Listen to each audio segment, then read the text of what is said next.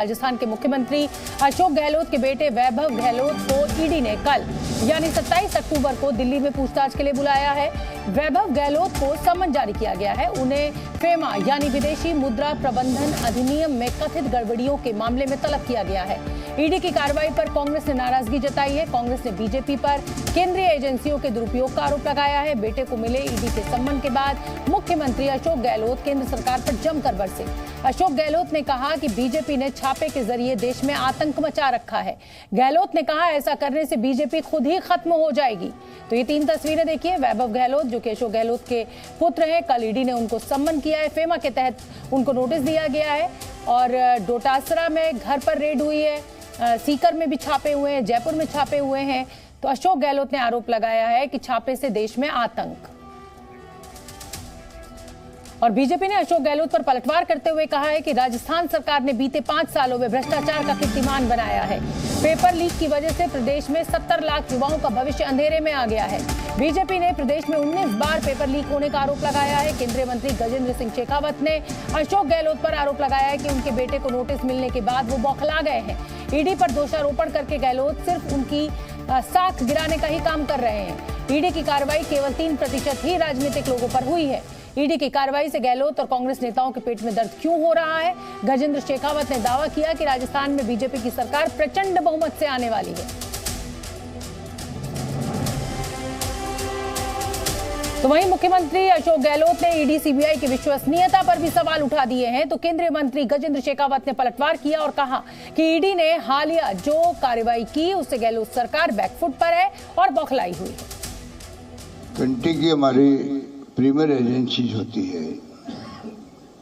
Judiciary के अलावा judiciary का सम्मान तो अलग सबसे सम्मान बढ़ा है संविधान बचाने के लिए, पर जो प्रीमियर एजेंसी जो है फाइनेंशियल अनियमितताओं की हो या कोई क्राइम किया हो तो सीबीआई, इनकम टैक्स, ईडी, ये जो एजेंसी हैं इनकी क्रेडिबिलिटी नहीं रहेगी तो आप सोचिएगा कि मैच हो जाएगा, देश के अंदर मैच हो जाएगा वित्तीय अनियमितताओं का, फाइनेंशियल इरेगुलरिटीज का। फाइनेंशियल इरेगुलरिटीज क्राइम का हर राज्य में कहते हैं कि आप जांच सीबीआई को दे दीजिए, ये क्रेडिबिलिटी होती है। आज उल्टा हो रहा है। तो आज जो स्थिति है वो चिंताजनक स्थिति है।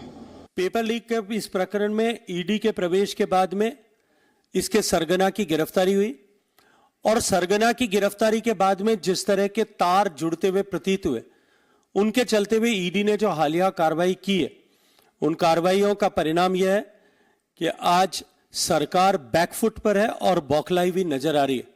लेकिन क्योंकि नरेंद्र मोदी जी की सरकार का यह संकल्प पहले दिन से है कि हम किसी भी सूरत में किसी भी क्षेत्र में भ्रष्टाचार को बर्दाश्त नहीं करेंगे और भ्रष्टाचार के प्रति जीरो टॉलरेंस की नीति अपनाते हुए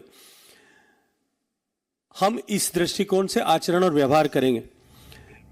और इसी बड़ी खबर पर जी न्यूज संवाददाता शशि मोहन मेरे साथ लाइव जुड़ रहे हैं। शशि मोहन, जब भी चुनाव आते हैं ईडी और सीबीआई के छापेमारी बढ़ जाती है, ऐसा आरोप लगातार कांग्रेस के द्वारा लगाया जा रहा है। लेकिन अब ये जो नई रेड्स हो रही हैं या ये कहिए कि जो वैभव गहलोत को कल ईडी ने बुलाया है, इसको लेकर अब ये सियासत और ज्यादा गर्म हो गई है राज्य में। बिल्कुल शोभना, ऐसा हो रहा है। लेकिन एक सूचना तो यह है कि वैभव गहलोत कल पेश नहीं होंगे, उन्होंने जवाब देने के लिए और ज़्यादा समय मांगा है। और दूसरी बात यह कि पीसीसी चीफ के जयपुर स्थित ठिकानों पर जो सरकारी बंगला है वहाँ से ईडी चली गई है कार्रवाई करके, और सीकर वाले घर पर अभी भी कार्रवाई चल रही है। हालांकि कांग्रेस के नेता पहुँच गए हैं और धरना दिया है, लेकिन थोड़ी देर में ईडी वहाँ से भी निकलने वाली है। जो भी दस्तावेज उनको लेने हैं या कागजात उनको लेने हैं वो लेकर के निकल जाएगी। तीसरा एक्शन चल रहा था निर्दलीय विधायक ओम प्रकाश हुड्डा के ठिकानों पर, वहां पर अभी कार्रवाई चल रही है। कुछ नकदी वहां पर मिली है, लेकिन सवाल ये कि क्या चुनाव की आचार संहिता लगने के बाद, तारीखों का ऐलान होने के बाद जो कार्रवाई हुई उस टाइमिंग को सही माना जा सकता है? कांग्रेस पार्टी को लग रहा है कि कांग्रेस को इसका माइलेज मिलेगा, सहानुभूति मिलेगी और राजनीति में जो बेचारा हो जाता है उसके साथ में जनता हो जाती है। ऐसा सुखजिंदर रंधावा ने माना भी और ये गारंटी देते हुए कहा कि सरकारें अलग अलग गारंटी दे रही हैं, लेकिन प्रभारी के नाते वो गारंटी दे रहे हैं जहां जहां ईडी जाएगी वहां कांग्रेस जीतेगी, ऐसा उन्होंने दावा किया। दूसरी तरफ बीजेपी का कहना है कि अगर रीट का पर्चा लीक होने के मामले में जो मुख्य अभियुक्त है उसकी गिरफ्तारी के बाद कोई लिंक निकल रहे हैं और तत्कालीन शिक्षा राज्य मंत्री पर वो लिंक जा रहे हैं, तो ईडी वहां भी कार्रवाई करेगी। केवल इस नाते छोड़ा नहीं जा सकता कि वो अब पीसीसी चीफ हैं या सरकार में जो पार्टी बैठी है उस पार्टी के प्रदेश अध्यक्ष हैं। बहरहाल सवाल ये है कि कार्रवाई सही है या गलत, ये बात अलग है, लेकिन चुनाव के समय में कार्रवाई को लेकर के कांग्रेस निशाना बना रही है बीजेपी को, केंद्र सरकार को। उनका कहना है कि ये आतंक फैलाने की कोशिश है। मुख्यमंत्री ने सीधे शब्दों में कहा कि ये गुंडागिर्दी है। कांग्रेस तो यहाँ तक कह रही है कि जो कुछ हिमाचल प्रदेश में हुआ या कर्नाटक में हुआ वैसा ही कुछ नतीजा आएगा, जनता जवाब देगी। बहुत बहुत धन्यवाद शशि इस पूरे अपडेट के लिए। आगे बढ़ेंगे। लखनऊ में समाजवादी पार्टी मुख्यालय के बाहर लगे पोस्टर पर दिल्ली का रास्ता यूपी से निकलने की बात कही गई थी, जिसमें अखिलेश यादव के कार्यकाल की तारीफ भी की गई थी। तो वहीं कांग्रेस ने भी राहुल के पक्ष में पोस्टर्स लगा दिए हैं, जिसमें कहा गया है कि राहुल लाओ देश बचाओ।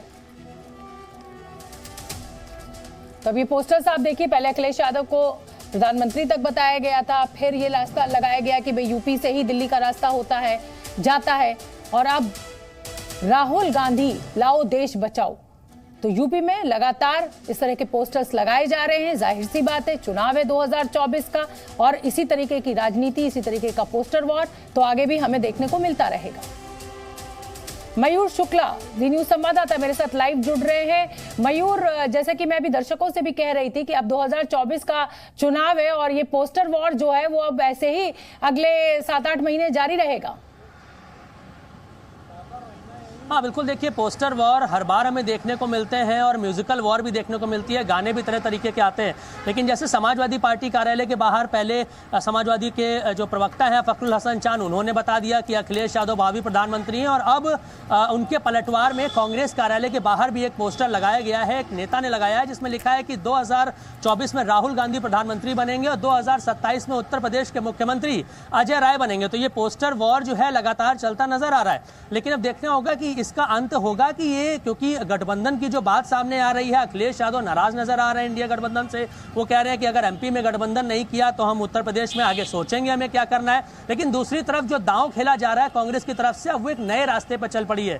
कांग्रेस ये चाहती है कि भारतीय जनता पार्टी ने जिन जिन को प्रताड़ित किया है, परेशान किया है, जो दुखी है, ऐसा अजय राय ने आज कहा जी मीडिया से बात करके, कांग्रेस पार्टी सबसे उनसे मिलने जाएगी, वो उनके साथ खड़ी हुई है। यही वजह है कि वो सीतापुर जेल में आज आजम खान से मिलने जरूर पहुंचे, लेकिन आजम खान ने मिलने से मना कर दिया। वहीं दूसरी तरफ अखिलेश यादव भी फिलहाल जो है इन सब मामलों पे, आजम खान के मामले में कुछ भी बोलने से बचते नजर आ रहे हैं। तो अब देखना होगा कि आगे किस तरीके से एजेंडा जो है कांग्रेस पार्टी का रहने वाला है। वो चाहते हैं, क्योंकि इसके पहले इमरान मसूद कांग्रेस पार्टी में वापस आए, वो चाह रहे हैं कि अगर आजम खान से कोई बात बनती है और अगर वो कांग्रेस पार्टी का दामन थाम लेते हैं तो जो मुस्लिम वोट बैंक है, मुस्लिम कार्ड है, वो कांग्रेस चल सकती है। तो ये एक बड़ा एजेंडा जरूर है। आज बड़ा मैसेज देने का काम कांग्रेस पार्टी ने किया है। सैकड़ों कार्यकर्ताओं नेताओं के साथ लखनऊ से पूरा काफिला लेके सीतापुर पहुंचते हैं, लेकिन मुलाकात नहीं होती है। आजम खान का भी स्टैंड है, वो अभी साफ तौर पे अखिलेश यादव से नाराज जरूर रहते हैं, लेकिन उन्होंने किसी तरीके की कांग्रेस को लेकर कोई बात अभी नहीं स्पष्ट। बहुत बहुत धन्यवाद मयूर आपका इस पूरे अपडेट के लिए।